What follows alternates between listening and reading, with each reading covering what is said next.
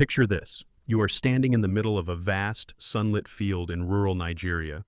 There are no cell towers on the horizon, no sign of the usual mobile network infrastructure, just the natural landscape stretching for miles. Yet with a tap on your phone, you make a crystal-clear call or send a message to anywhere in the world. Your device is not searching for ground-based antennas. It is connecting directly to a satellite orbiting hundreds of kilometers above. This scene, once the stuff of science fiction, is rapidly becoming a reality in Nigeria. And it is not just a technological leap, it is a transformation that could redefine the nation's future and perhaps inspire a new connectivity model for the entire African continent. How did Nigeria, Africa's most populous country with over 200 million citizens, arrive at this bold technological crossroads? For many years, Nigeria's ambitions for true digital inclusion faced daunting challenges. The country's traditional mobile network struggled to reach millions of people living in far-flung villages and settlements. The reasons were manifold: unreliable cell towers prone to power outages, the vast distances between communities, rampant vandalism of telecom infrastructure, and the immense cost of laying cables or erecting towers across a landmass larger than France. As a result, the digital divide, the gap between those with fast, reliable internet and those without, kept widening. For countless Nigerians, the internet remained a distant dream, locking them out of opportunities in education, e-commerce, healthcare, and even emergency response. But change is in the air. On a remarkable Wednesday morning in Abuja, Nigeria's capital, the National Space Research and Development Agency, known as NASRDA, signed a historic memorandum of understanding with Galaxy Space, a Chinese innovator renowned for its low-cost, mass-produced low-Earth orbit satellites. The agreement's goal is both simple and ambitious: to deliver direct-to-device satellite connectivity across all of Nigeria, and to accomplish this groundbreaking feat before the end of 2025. So, what exactly is this direct-to-device or D2D technology that has everyone talking? At its core, D2D allows everyday devices, smartphones, laptops, even basic feature phones, to bypass ground-based cell towers and connect straight to satellites in low Earth orbit. This is not merely an upgrade, it is a paradigm shift. Imagine a network that floats above the clouds, immune to terrestrial power cuts, vandalism, or the logistical headaches of building towers in remote forests or deserts. As Dr. Matthew Adepoju, NASRDA's Director General, explained at the ceremony, this collaboration marks a turning point for Nigeria, enabling us to leapfrog traditional infrastructure limitations and connect the unconnected. The vision is sweeping, and the stakes could not be higher. Galaxy Space's plan is to deploy more than 100 low Earth orbit satellites by the year 2027, creating a digital bridge between Nigeria's bustling cities and its quietest rural corners. According to industry forecasts, Nigeria's broadband penetration, which has been climbing steadily, could soar to 70% by 2027. Direct-to-device technology alone is projected to fuel an 18% jump in rural connectivity. For a country where, until recently, reliable internet was a luxury in many regions, these numbers are staggering. What could such a leap mean for ordinary Nigerians? Millions might gain access to online education, digital banking, telemedicine, and job platforms for the very first time. Imagine a student in remote Borno State streaming a science lesson, or a farmer in Taraba using weather data to plan the planting season, all through a simple phone that talks directly to a satellite. This is more than just convenience. It is empowerment at a national scale. Yet the Nigeria Galaxy Space Partnership is about more than just faster downloads or wider signal coverage. It is a blueprint for developing homegrown talent and building a sustainable tech ecosystem.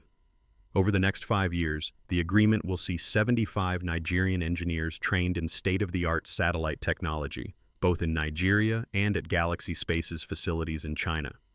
This is critical for long-term success. By nurturing local expertise, Nigeria hopes not only to reduce its dependence on imported devices, but also to spark innovation in its burgeoning space industry.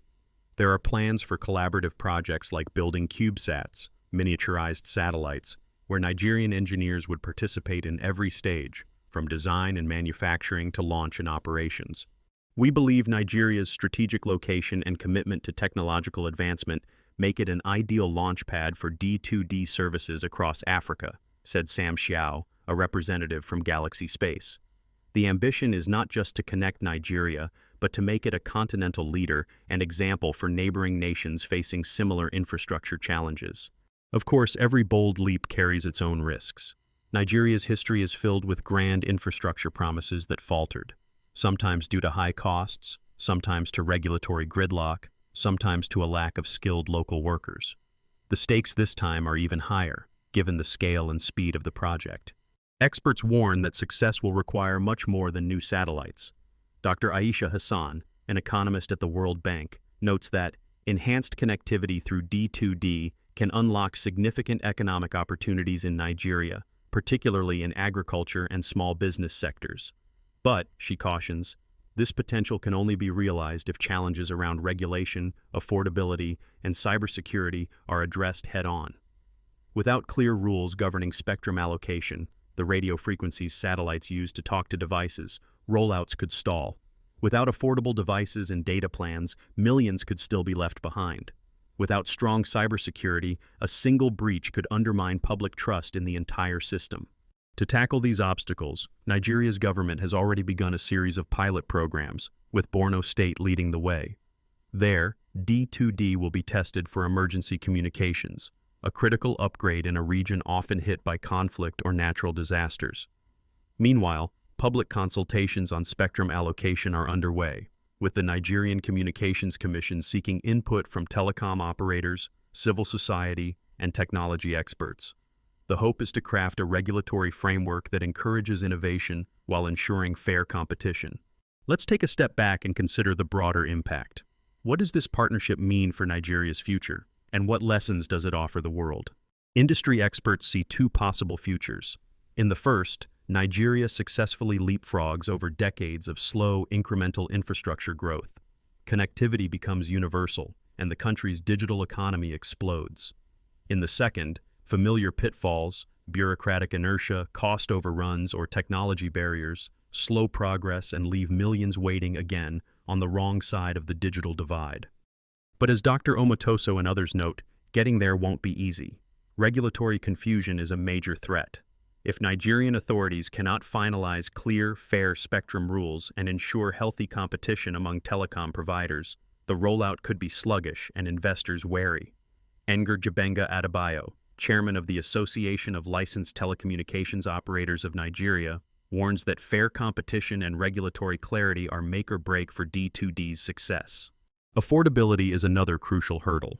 Although D2D-enabled smartphones are projected to drop to an average price of around $80 by 2026, for many Nigerian families, this remains a significant investment. Without targeted subsidies, financing options, or rural-focused digital literacy campaigns, the digital divide could persist, despite the satellites overhead. Cybersecurity is a growing concern as well.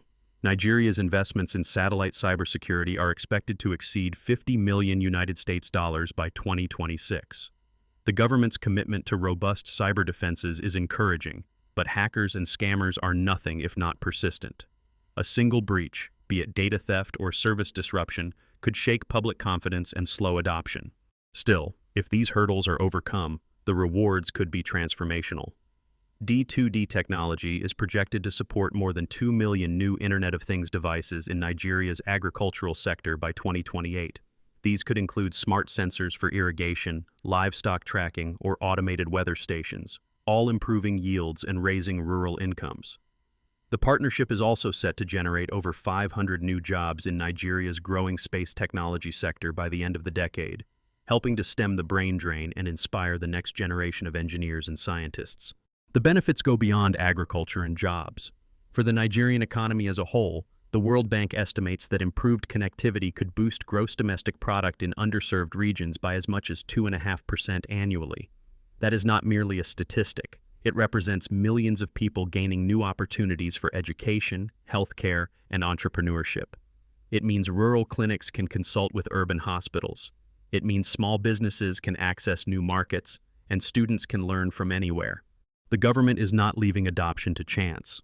The Nigerian Communications Satellite Limited, or NIGCOMSAT, is planning a major campaign to promote D2D technology in rural communities. This will include subsidized data plans and digital literacy training, ensuring that people not only have access to devices, but also the skills to use them effectively. Let's zoom out and see what this means for you, whether you are in Lagos, London, or Los Angeles. The story unfolding in Nigeria is a vivid lesson in technological leapfrogging. Rather than upgrading old, unreliable infrastructure, countries can now vault straight into the digital age by embracing satellite technology and public-private partnerships. It shows that with the right mix of innovation, collaboration, and regulatory foresight, even the most daunting connectivity gaps can be bridged. The Galaxy Space NSRDA Alliance is a template for other nations. Over 75 talented Nigerian engineers will be trained in satellite technology within 5 years. This is not just talk, it is capacity building in motion, a real transfer of know-how that could seed a homegrown tech industry for decades to come. There are global implications as well. The race for direct-to-device satellite connectivity is heating up. While Elon Musk's Starlink is developing similar services, Nigeria's deal with Galaxy Space could see large-scale D2D rollouts happening on the African continent before Starlink even arrives. For now, Starlink's direct-to-cell services are limited to a handful of wealthy countries, including the United States, Canada, Japan, and Switzerland. Nigeria's move is bold. It positions the country as a pioneer, watched closely by international tech giants and policymakers alike. For viewers interested in practical takeaways, consider this. The next time you stream a video, order groceries online, or check your bank balance with a tap, remember that for billions of people worldwide, these digital conveniences are not guaranteed. Satellite-powered D2D is not just a Nigerian story. It is a global movement, one that could redefine who gets to participate in 21st century commerce, education, and innovation. Let's not forget the risks. If Nigeria fails to coordinate its regulatory agencies, or if device costs remain out of reach, the digital divide could persist, satellites or no satellites. And as reliance on digital infrastructure grows, so does the need for robust defenses against cyber attacks. Yet the evidence is promising. With determined government leadership, strong international partners, and a clear focus on local talent, Nigeria is better positioned than ever before. The country is building not only a network of satellites, but also a network of skilled engineers, entrepreneurs, and digital citizens. Here is a behind-the-scenes fact. Nigeria's pilot project in Borno State will soon become one of the world's first large-scale tests of direct satellite-based emergency communications for remote communities. If this pilot is successful, global telecom giants will be watching, and more importantly, learning from Nigeria's bold experiment. Looking ahead, experts foresee even greater possibilities. The integration of satellite D2D with existing terrestrial networks could create hybrid solutions, combining the reliability of satellites with the speed of fiber or 5G where available. This could foster new business models and digital services, from real-time translation apps for rural traders to smart irrigation systems that help farmers maximize every drop of water.